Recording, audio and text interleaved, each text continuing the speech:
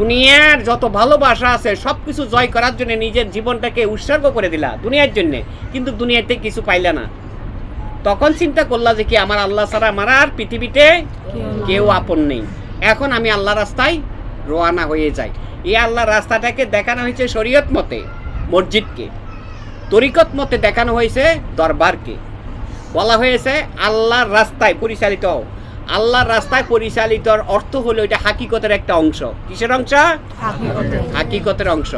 একটা মানুষের ধার্মিকতা হইতে হলে তার মধ্যে 4টা স্তরের জ্ঞান তার মধ্যে থাকতে হবে। স্তর কি বলছি? স্তর। স্তরের 4টা, শরীয়ত, তরিকত, হাকিকত, মারিফত। এই 4টে স্তরের জ্ঞান থাকতে হবে। শরীয়ত মানে শুনছি, মানে শুনিয়ে ইবাদত করা, বিশ্বাসে ইবাদত করা, এটা হলো শরীয়তের একটা অংশ। তরিকত মানে হলো যে সবার পক্ষে যাওয়া সম্ভব না যে রাস্তায়, সেই রাস্তায় আমি রওনা করেছি। কার রাস্তায়? আল্লাহর রাস্তায়।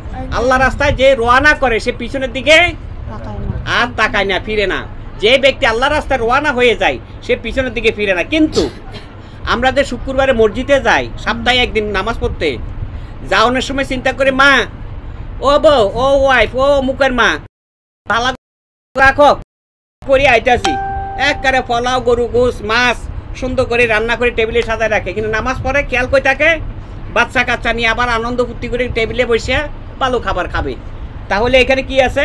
গেলাম মসজিদে কিন্তু খেয়াল হলো ঘরে খাবারের মধ্যে। তাহলে ব্যাক সাইড, পিছনের সাইড চিন্তা আছে না? এখানে পিছনের সাইড চিন্তা আছে। তারপরে দেখো এটার পরিবর্তন যখন ঘটে গেল তখন সে আল্লাহ ছাড়া অন্য কিছু বুঝে না। তার অর্থ হলো একজন মানুষ যখন আল্লাহর রাস্তায় রওনা করে তখন সে তরিকতের রাস্তায় পরিচালিত হয়। কিসের রাস্তায়? তরিকতের রাস্তায় পরিচালিত হয়। তরিকতের মানি ওটা হচ্ছে একটা সঠিক রাস্তা, সিরাতুল মুস্তাকিমের রাস্তা। সিরাতুল মুস্তাকিমের রাস্তা বাহিরে নয়, তোমার অন্তরে আছে। কেমনে তোমার অন্তরে আছে? যখন তুমি সৎ চিন্তা করবা, তোমার আল্লাহ রাসূলকে নিয়ে চিন্তা করবা, সারাক্ষণ তার চিন্তা নিজের মধ্যে বিবরতা থাকবা, চিন্তায় বিবদ থাকবা। কারো সাথে কথা ভালো লাগতেছে না, আমার দয়াল এই করে, আমার দয়াল সেই করছিল, আমার দয়াল আমার মুর্শিদ। মুর্শিদ মানে হলো রাসূলের পার্শ্ববর্তী শব্দ।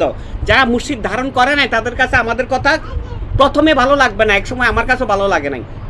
তার পরবর্তী জামানায় যখনই আমরা ধীরে ধীরে দিনের পরিবর্তন, সময়ের পরিবর্তন আসছে, তখন দেখলাম যে মুর্শিদ রূপের মাধ্যম দিয়ে রাসূল লুকিয়ে রয়েছে।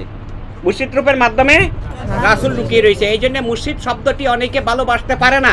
মুর্শিদ শব্দ পাইলে গ্রামে গঞ্জে সাধারণ সমাজে তখন চিন্তা করে মুর্শিদ মুর্শিদ কেন করে, মুর্শিদ তো হিন্দুরা কয়, এমন এমন কেন করে, এটা তো হিন্দুরা কয়। আসলে এমনের যে একটা বিষয় হাকিকতে মহামূল্যবান, সেটা ইসলামের মধ্যে লুকানো আছে। সেটা হচ্ছে আল্লাহ নবী রাসূল সাল্লাল্লাহু আলাইহি ওয়াসাল্লামকে আল্লাহ পাক নিজে হুকুম করেছিলেন যে হে বন্ধু, হে আমার দোস্ত, আপনি দুটো হাত আমার এই দু টুকরা ছাদের মধ্যে স্পর্শিত করে, ইশারাতে স্পর্শিত করে দুটো হাত আবার একত্রিত করে ফেলুন। এই দুই খণ্ডিত ছাদটা আবার এক জায়গায় একত্রিত হয়ে যাবে। তার মানে এখানে আমাদের কি হয়েছে? এই যে কুরুজুরের মাধ্যম দিয়ে আমি আল্লাহর কাছে নত হলাম, নত স্বীকার করলাম এবং আল্লাহ আমার উপর সন্তুষ্ট হলো দুটো হাতের মাধ্যমে। যাই হোক, সেটা অনেকে বুঝবে অনেকে বুঝবে না। তা আমি যেটা বলবো সেটা হলো মুর্শিদ রূপের মাধ্যম দিয়ে রাসূলের পরিচয়।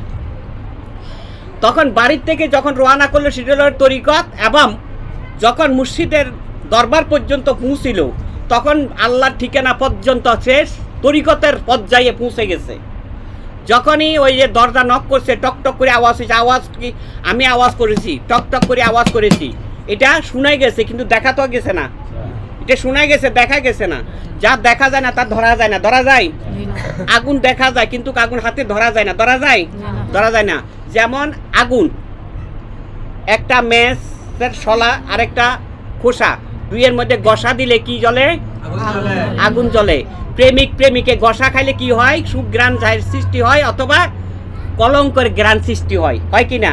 যেমন রাবিয়া বসরি, হাসান বসরি, ইউসুফ জলেকা, শিরি ফরহাদ, তাদের প্রেম ইতিহাস কি আমাদের কাছে আছে না?